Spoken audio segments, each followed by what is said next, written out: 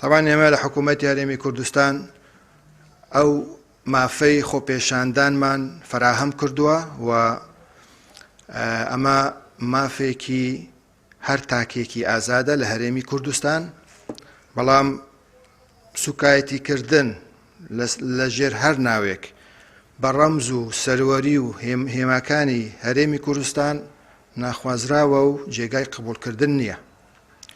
بەداخەوە لەو خۆپێشاندانەی کە لە سلێمانی بەڕێوە چوو، چەند کەسێکی سەرەڕۆ ئاڵای هەرێمی کوردستانیان بێڕێزیان لێ کرد و سوکایەتیان پێکرد.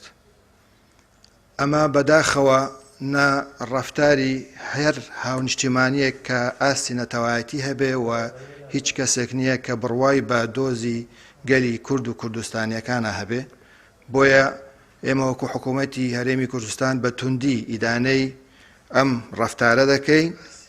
ئەم ئاڵایە هیچ حزبێک و هیچ حکوومەتێک نییە، تەنها ئەم ئاڵایە ئینەتەوەیەکە، ئینیشتیمانێکە، مێژوویەکە کە بە هەزاران گەنج و پیر لەو پێناوەدا خوێنیان ڕۆشتووە.